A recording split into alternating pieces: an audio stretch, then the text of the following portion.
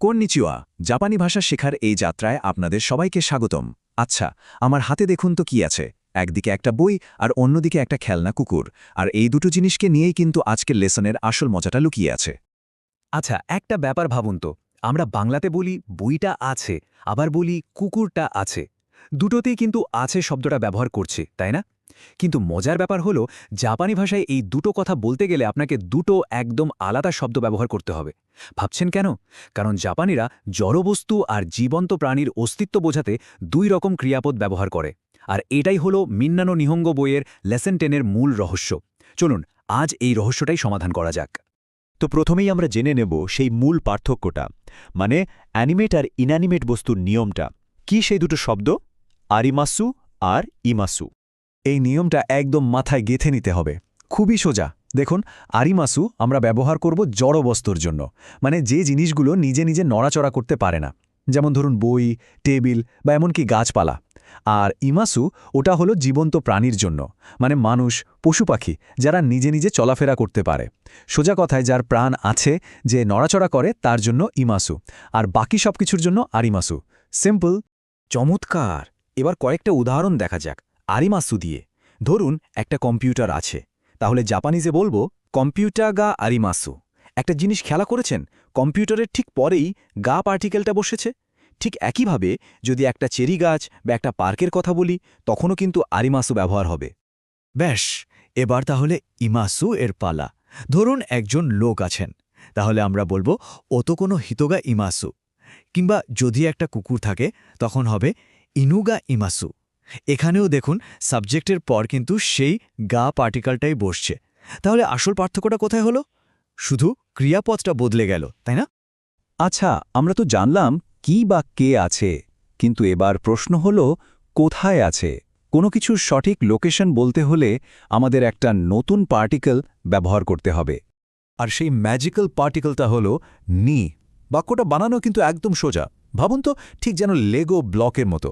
প্রথমে বসবে জায়গার নাম, তার সাথে জুড়ে যাবে নি পার্টিকেল। এরপর আসবে আমাদের সেই বস্তু বা ব্যক্তির নাম, যার সাথে বসবে গা পার্টিকেল। আর সবশেষে থাকবে আরিমাসে বা ইমাসে। এই নি পার্টিকেলটাই আসলে লোকেশনটাকে পয়েন্ট আউট করে দেয়। চলুন একটা উদাহরণ দেখি। ওয়াতাশিনো হেয়ানি চুকুয়েগা আরিমাস। এর মানে কি? মানে হলো আমার ঘরে একটা টেবিল আছে। এখানে দেখুন, হেয়া মানে ঘর, এটা হলো আমাদের স্থান, তাই এর পরেই নি বসেছে। আর চুকুয়ে মানে টেবিল, ওটা তো জড়বস্তু, তাই শেষে বসেছে আরিমাস। মিলে গেল তো? এবার একজন মানুষকে নিয়ে উদাহরণ দিই।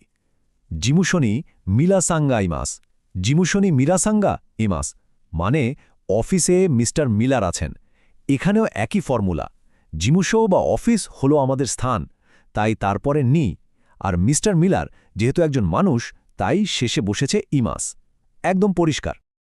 আচ্ছা, উত্তর তো দেয়া শিখলাম, কিন্তু যদি প্রশ্ন করতে হয়, যদি জানতে চাই কোনো জায়গায় কি আছে বা কে আছে, তখন কি বলবো? এটারও নিয়মটা খুব সহজ। জড়বস্তুর জন্য আমরা প্রশ্ন করব নানি দিয়ে, যার মানে হল কি। যেমন চিকানি নানিগা আরিমাস্কা, মানে বেসমেন্টে কি আছে। আর যদি কোনো ব্যক্তির কথা জিজ্ঞেস করতে হয়, তাহলে ব্যবহার করব দারে, মানে কে। যেমন ওকেৎসুকেনি দারেগাই মাস্কা, অর্থাৎ রিসেপশনে কে আছেন। দেখলেন তো কত সহজ? ওকে, বেসিকটা তো আমরা বুঝে গেলাম। এবার চলুন একটু গভীরে যাই। এটা একটা সূক্ষ্ম কিন্তু খুবই গুরুত্বপূর্ণ বিষয়। এতদিন আমরা বলেছি ঘরে একটা টেবিল আছে, কিন্তু যদি কথাটাকে ঘুরিয়ে বলতে চাই, মানে টেবিলটা ঘরে আছে, তখন কিন্তু বাক্যের ফোকাস বদলে যায়, আর তার সাথে সাথে পার্টিকেলও। পার্থক্যটা ভালো করে বুঝতে হবে। যখন আমরা বলছি হেয়া নি স্কুয়েগা আরিমাস, তখন আমরা একটা নতুন তথ্য দিচ্ছি। ফোকাসটা হলো টেবিলের অস্তিত্বের ওপর। কিন্তু যখন আমরা টেবিলটাকে বাক্যের মূল টপিক বা হিরো বানাতে চাই, তখন আমরা টেবিল মানে স্কুয়ে কে বাক্যের শুরুতে নিয়ে আসব, আর তারপরে গায়ের বদলে বসাবো হা পার্টিকেল। স্কুয়েওয়া হেয়ানি আরিমাস। এর মানে হলো আমরা সবাই জানি কোন টেবিলটার কথা হচ্ছে, এখন শুধু তার লোকেশনটা জানানো হচ্ছে। এখানে ফোকাসটা টেবিলের ওপর। একটা দারুণ উদাহরণ দিলে ব্যাপারটা একদম জলের মতো পরিষ্কার হয়ে যাবে। ভাবুন তো, টোকিও ডিজনিল্যান্ডো বা চিবা কেন্নি আরিমাস। টোকিও ডিজনিল্যান্ড তো সবার পরিচিত একটা জায়গা, তাই না? এটা একটা এস্টাবলিশড টপিক, তাই এটাকে বাক্যের শুরুতে এনে ওয়া দিয়ে মার্ক করা হয়েছে। আর তারপর জানানো হয়েছে যে এটা চিবা প্রিফেকচারে আছে। দারুণ! আমরা এখন লোকেশন বলতে পারি। কিন্তু যদি আরও নির্দিষ্ট করে বলতে চাই, ধরুন টেবিলের ঠিক উপরে বা ঠিক নিচে কিংবা ভেতরে, লোকেশনটাকে আরও নিখুঁত করার জন্য আমাদের কিছু পজিশন ওয়ার্ডস শিখতে হবে। এই শব্দগুলো হলো আমাদের টুলকিট, যেমন উয়ে মানে উপরে বা অন, সীতা মানে নিচে বা আন্ডার, মায়ে মানে সামনে, উশিরো মানে পেছনে, নাকা মানে ভেতরে বা ইনসাইড, আর তোনারি মানে পাশে বা নেক্সট টু। এই শব্দগুলো জানা থাকলে যে কোনো কিছুর পজিশন একদম পেন পয়েন্ট করে বলা সম্ভব। আর এগুলো ব্যবহার করার নিয়মটা তো আরও সোজা। যে জিনিসটার পজিশন বলছেন সেই নাউনটার পরে শুধু একটা নো পার্টিকেল বসিয়ে দিন, তারপর পজিশন ওয়ার্ডটা, ব্যাস। যেমন টেবিলের ওপরে বলতে চাইলে হবে টেবিলের নো উয়ে, টেবিরু নো উয়ে। কি সহজ, তাই না? আমরা প্রায় শেষের দিকে চলে এসেছি, আজকের আলোচনার শেষ গ্রামার পয়েন্ট। ভাবুন তো, একটা বাক্সের মধ্যে অনেক জিনিস আছে।